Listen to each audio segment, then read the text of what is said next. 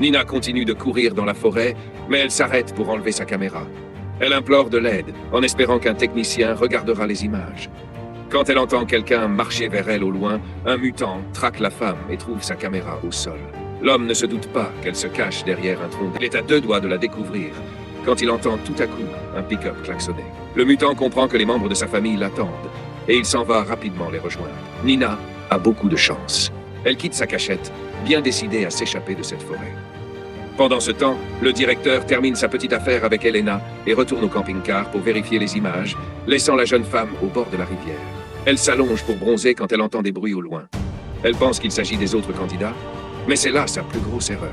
Soudain, un mutant sort des bois et se précipite sur Elena, qui ne peut rien faire pour éviter d'être sauvagement assassinée.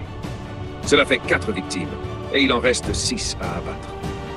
Je ne sais pas ce qu'il en est pour vous, mais moi je préférerais mourir de faim plutôt que de manger de la viande mystérieuse au milieu des bois.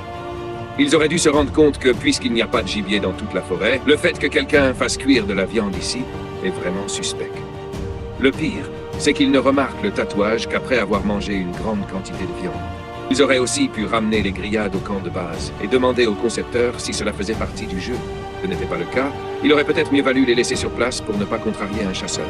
Ils avaient pris le temps d'observer de plus près, ils auraient compris et évité leur acte de cannibalisme accidentel. Les autres candidates auraient dû comprendre qu'entrer sans invitation dans une cabane abandonnée au milieu de nulle part était aussi une très mauvaise idée. N'a pas du tout réfléchi. Puis de regarder cet endroit pour comprendre qu'il n'y a pas d'électricité. Donc les chances de trouver un téléphone en état de marche sont aussi élevées que d'en trouver un sous un rocher. Ces femmes sont coincées dans la cabane pendant que les membres de la famille meurtrière mettent au monde un bébé. Et si elles ne font pas attention, la première chose que ce bébé verra sera vous en train d'être tué et mangé. Qu'il soit dans la nature humaine, de ne pas pouvoir détacher les yeux d'un spectacle, jeter un coup d'œil par la porte était la chose la plus stupide qu'elles pouvaient faire. Si elles avaient cherché calmement une sortie en utilisant les cris pour couvrir leurs mouvements, elles auraient peut-être pu s'échapper sans se faire repérer. À défaut, elles auraient aussi pu mettre le feu à la maison pour donner aux cannibales de quoi vraiment s'inquiéter. Peut sembler extrême, mais leur situation l'est tout autant. Il est clair que ces mutants veulent du sang. Alors je ferai tout ce qu'il faut pour gagner du temps. Dans une autre partie de la forêt, les autres membres de la famille se tiennent devant la cabane, et le marine les voit retirer le corps de la productrice du capot de la voiture et le jeter par terre. Ils remontent dans leur véhicule, laissant la jeune femme derrière eux. Hannibal s'approche alors du marine pour le battre à son tour. Agissant rapidement, il frappe la créature en plein dans l'entrejambe, ramasse son couteau tombé au sol et l'utilise pour couper les corps. Le soldat atterrit sur le sol et se défend aussitôt lorsque le mutant l'attaque. Parvient à prendre le dessus en repoussant l'étranger et en l'envoyant à terre. Sans perdre de temps, le marine coupe les liens autour de ses poignets, mais le cannibale se précipite à nouveau sur lui et le fait tomber.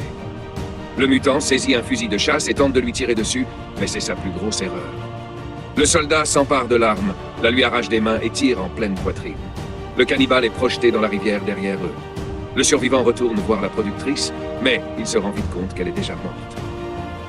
Il prend son porte-clés et part à la recherche des autres. Bientôt, il devra se battre pour sa vie afin de pouvoir s'échapper de cette forêt. De retour au camping-car, le directeur entre dans le véhicule pour vérifier les images. Mais lorsqu'il regarde le flux vidéo, celui-ci commence à se couper. Frustré, il inspecte les câbles pour s'assurer qu'il n'y a rien d'anormal. Mais soudain, le camping-car démarre brusquement et s'enfonce dans la forêt. Le directeur va confronter le conducteur, pensant que son collègue est au volant, et réalise trop tard que les mutants ont détourné le véhicule.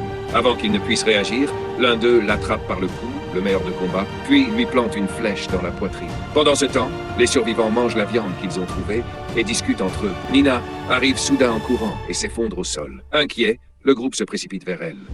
La jeune femme les avertit que son partenaire a été assassiné par une famille de mutants. Ils doivent partir immédiatement, sinon ils seront les prochains. Mais John Z ne la croit pas. Il leur rappelle que l'émission se déroule après l'apocalypse et pense que tout cela n'est qu'un effet spécial destiné à les faire paniquer. C'est alors qu'Amber remarque quelque chose d'horrible.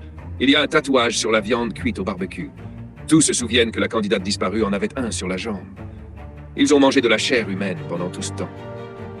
Terrifié, le groupe s'enfuit à l'idée que les cannibales viennent les tuer à leur tour.